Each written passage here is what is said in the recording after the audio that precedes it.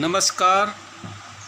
मेरे सभी अरुणाचल प्रदेश के लोगों को मैं आज कुछ अपना शब्द में प्रकट करना चाहूँगा। जो हमारे देश में और हमारे राज्य में जो कोरोना वायरस एक महामारी का रूप ले चुका है, मैं इस सिलसिले पे आप सभी को मेरा तरफ से कुछ मैं शब्द रखना चाहूँगा। अभी कई बार मैं फेसबुक व्हाट्सएप में देखा है कि हमारे ईटानगर अरुणाचल प्रदेश में कोरोना वायरस हर जगह फैल रहा है और फैल चुकी है। मैं इस दृष्टि से देखना चाहूँगा कि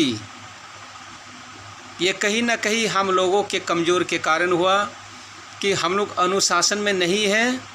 मैं देखा ईटानगर में हमारे लोग लॉकडाउन को मानते ही नहीं हैं, सरकार के आदेश को नहीं मानते, जिला प्रशासन के आदेश को नहीं मानते। बाज़ार में देखा गाड़ी इतना बार ट्रैफिक जाम, ये कौन लोग कर रहा है? कहीं ना कहीं ये अपने बच्चे, माता पिता, भाई बहनों को खतरे में डाल रहा है। अगर आप लोग लॉकडाउन का पालन नहीं कर सकता है, आप ईटानगर में रहना नहीं, आप अपना ज़िले में चले जाओ, जहाँ जंगल नदी जहाँ आप घूमें।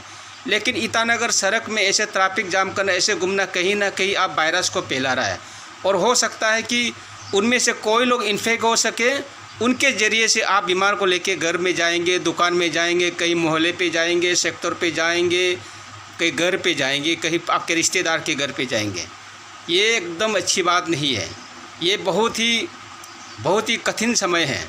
अगर आप लोग उसको पालन नहीं कर सकता है, कहीं ना कहीं आप अपने परिवार को खतरे में डाल रहा है।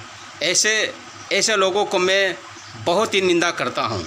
आप लोग को जब लॉकडाउन के लिए दिया गया है सरकार, आप अपना घर में रहिए, जब काम हो तो निकालें।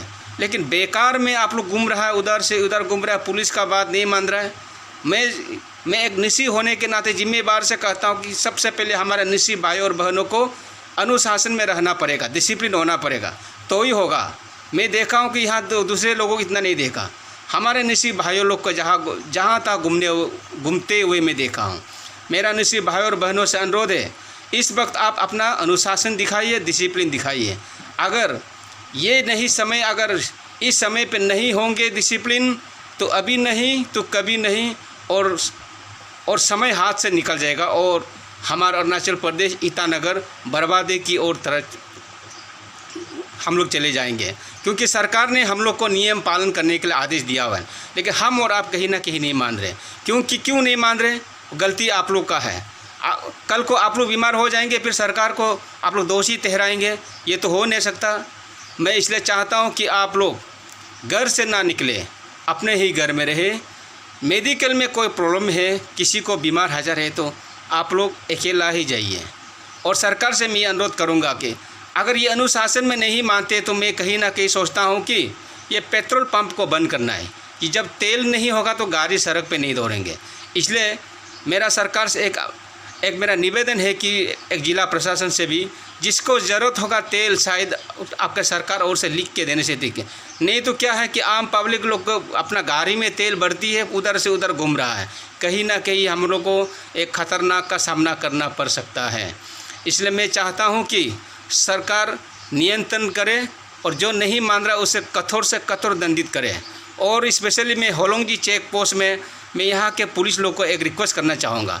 इस वक्त पुलिस लोग, आप लोग प्लीज़ ट्रक गाड़ी जो बाहर से आते हैं, यूपी, बिहार, महाराष्ट्र, मुंबई, गुवाहाटी से आ रहे हैं, आप लोग इस वक्त उसको एंट्री फी पैसा नहीं लेना चाहिए। क्योंकि एंट्री फी पैसा लेने का ड्राइवर उतरता है, तो वो पैसा आप लोग क्या पता कि उस ड्राइवर के पास कोई बीमार भी हो सकता है, और पुलिस के हाथ पे लग जाएंगे। फिर पुलिस वाला पैसे को लेके होलोंगी मार्केट पे जाएंगे, कहीं हम लोग भी गेट होके जाते, कहीं ना कहीं हम लोग को भी खतरा है। इसलिए मैं चाहता हूँ कि पुलिस लोग इस वक्त आप लोग 500,000 रुपये नहीं लेने से टीके, क्योंकि 500,000 रुपये आपके लिए कोई बड़ा चीज़ नहीं है। कि 500 रुपये का वजह से आपका ज़िंदगी 50 लाख में जा सकता है, आपका नुकसान हो सकता है। कहीं ना कहीं आप अपना बीवी बच्चे को मिलने जाएंगे, परिवार के लोग को मिलने जाएंगे। ये बहुत ख़तरनाक है होलोंगी एंट्री पॉइंट पे।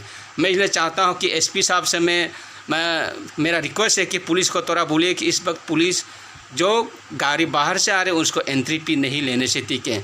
क्योंकि वो नहीं लेने से भी तो हमारा पुलिस वाला तो नहीं मरेगा, क्योंकि दरमा तो सबको मिल रहा है ना। तो इसलिए मैं चाहता हूँ कि ये बहुत निंदनीय है। और सुनने में आया था कि हमारे तालो पुतुम साहब ने भी गेट पे आके कहा था कि एंट्री फी नहीं लेने के लिए, लेकिन पुलिस वाला लोग नहीं मान रहा। लेकिन पुलिस वालों को मेरा रिक्वेस्ट है, मैं जो कह रहा हूँ आप लोग उसमें नाराज़ नहीं होना, क्योंकि अगर कोरोना वायरस नहीं होता तो मैं ये संदेश आप लोग को देना नहीं था, आप लोग का विरोध में भी नहीं बोलना था, क्योंकि आप लोग की सेवा कर रहे हैं अरुणाचल का, आप लोग ये दिन रात नहीं सो के हम लोग को सेवा कर रहे हैं, हम मानते हैं। लेकिन इस वक्त आप लोग ये सब नहीं करना है। और अभी जहाँ आप देख रहे हैं मिट्टी लैंडस्लाइड के वजह से नदी नाले से पानी बह के हमारे लोग मर रहे हैं, हमारे भाईचारा लोग मर रहे हैं। इसमें भी कहीं ना कहीं हम लोग का ही गलती है, क्योंकि हम लोग जब घर बनाते समय देख के नहीं बनाते, नदी किनारे बनाता है, पहाड़ के चट्टानों के नीचे बना देता है, तो थोड़ा देख के बनाना है। कहीं ना कहीं हम लोग का भी रिस्पॉन्सिबल बनता है।